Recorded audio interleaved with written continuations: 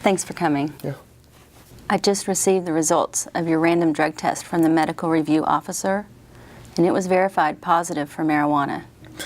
This is a very serious violation of the DOT FAA testing regulations. As a result, I am removing you from your safety-sensitive position effective immediately. Now, our company does have a second chance policy that allows me to place you on administrative leave pending the next steps.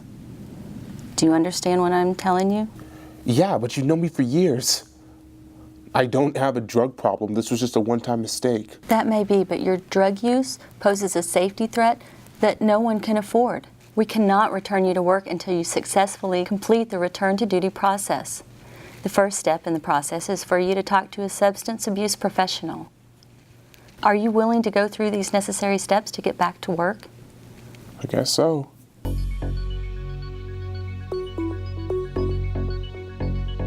As the DER, you have a very important role after an individual violates a DOT FAA drug or alcohol regulation.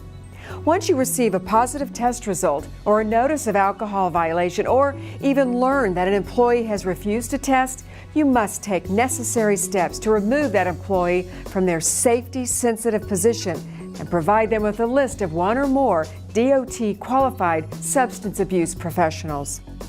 Ultimately, it's up to the employer to make the choice of how to handle that employee. For example, the employee can be transferred to a non-safety function. They can be sent to rehab, or they can be terminated as well. The level of tolerance rests with the employer. Regardless of the decision reached, compliance rests on the employer's shoulders, and more importantly, the public's safety depends on it. The SAP follow-up report says he completed the treatment, but needs a follow-up drug test every month for 5 years? Wow, that is a huge expense. Maybe I could get a second opinion. Second opinions are not an option. Only the original SAP can modify the recommendations in any way. The DER should read the SAP's report carefully to make sure it is understandable and in compliance with DOT FAA regulations. If the DER has any questions about the SAP's evaluation or follow-up testing plan, the DER should talk directly to the SAP. I have the reports from the substance abuse professional with a recommendation to return you to work.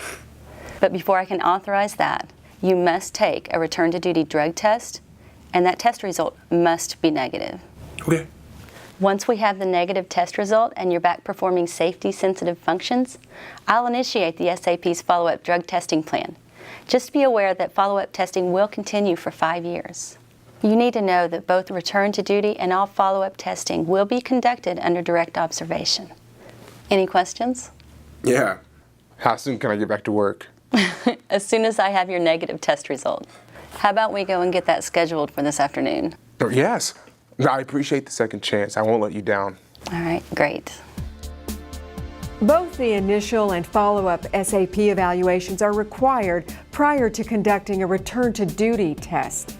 The schedule for follow-up testing begins the day the employee returns to a safety-sensitive position.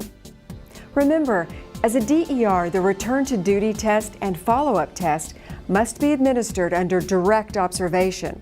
Before sending an employee to a collection site for a drug test, the DOT FAA requires that you communicate directly with collection site personnel to ensure that the proper type of test is given and confirm whether or not direct observation is required.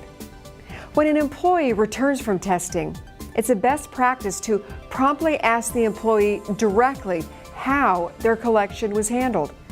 If the test was supposed to be under direct observation and yet wasn't, another collection under direct observation must be obtained immediately. Keep in mind that the clock stops for the follow-up testing plan during any periods of extended leave or a break in service. The clock restarts when the employee returns to a safety-sensitive function. If you hire an employee whose previous employer did not complete their follow-up testing plan, you must resume the plan from the point where it stopped. Any time away from performing safety-sensitive work cannot be counted toward plan completion. All prescribed follow-up tests must be completed. As the DER, this is your responsibility.